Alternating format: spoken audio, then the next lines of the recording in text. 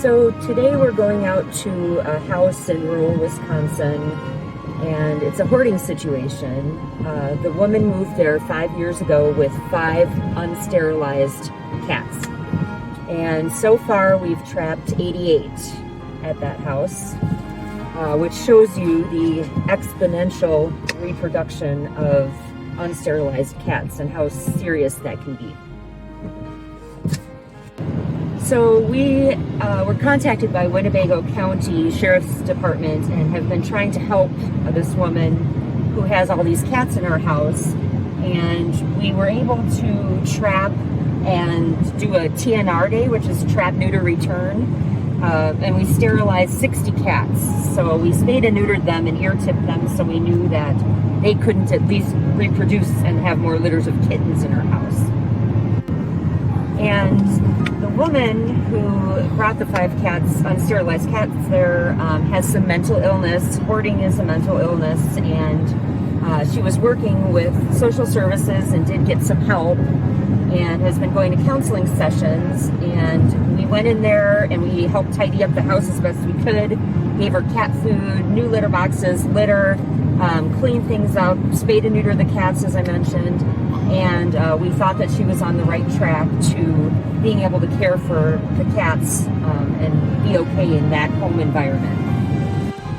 So the woman that we were helping agreed to let us do a welfare check with Winnebago County officers and do that once a week for every week after the Trap-Neuter-Return clinic that we had. So she canceled on the first week, so we were unable to go into the property and check. But the second week, the officer went in there and we went in there looking for kittens and found that everything had gone back to the disarray.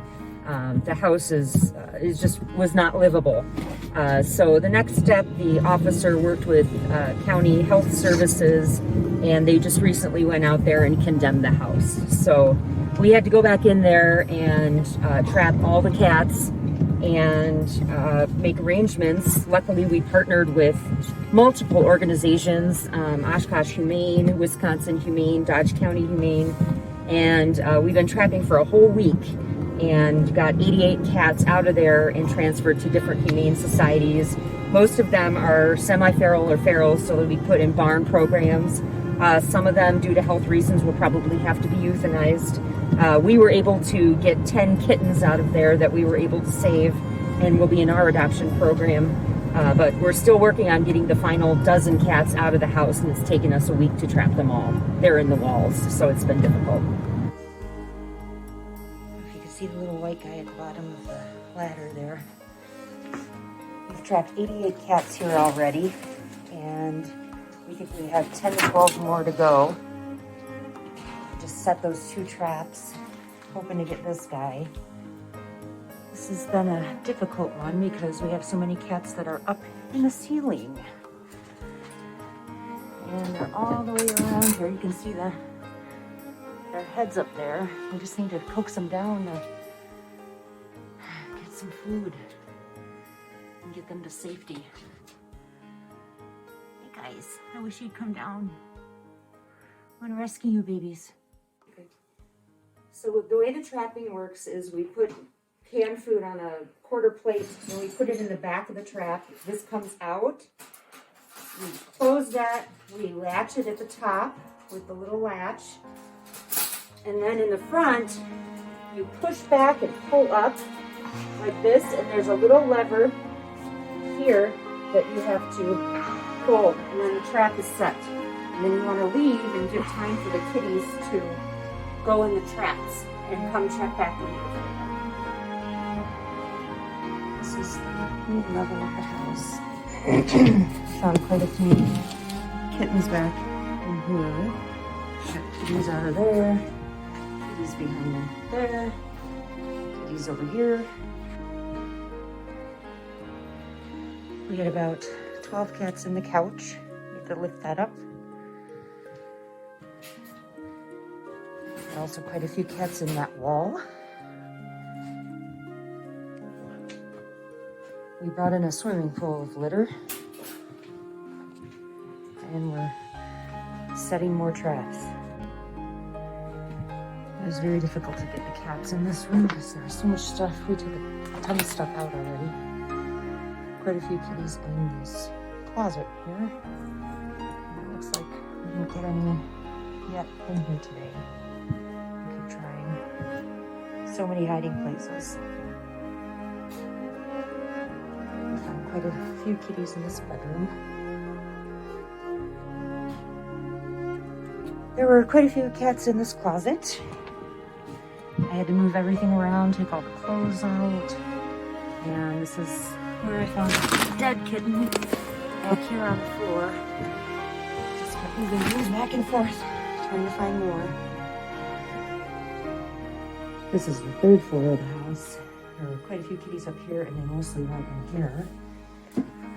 And then they went down through a hole into the walls and the ceiling, so it was difficult to get them, but we trapped quite a few. And then there were quite a few up here as well. And you know there's still some up here because the litter boxes we put out are being used. So I'm going to get the remaining ones out of here.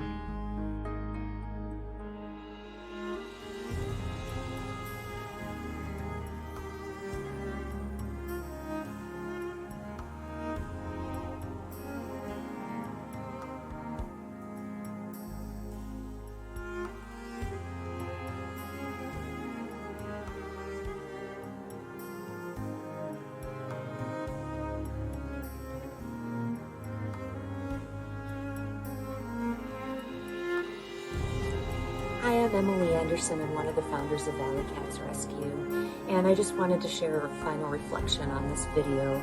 We're trying to make some good come out of this situation. It was a very difficult situation for both my co-founder Wendy Zolkowski of Valley Cats and I. She put in an amazing amount of time working with Winnebago County. We're so happy to partner with the other humane societies involved in this effort too. But we wanted to share the reality of animal hoarding, and that it is a mental illness and that it can get to this extreme, especially if cats are not spayed and neutered. So we hope that this is an example that will educate people if they know someone who is in need of help, to help them and reach out and work together to help the people and the animals involved. So thank you for watching, and please share this.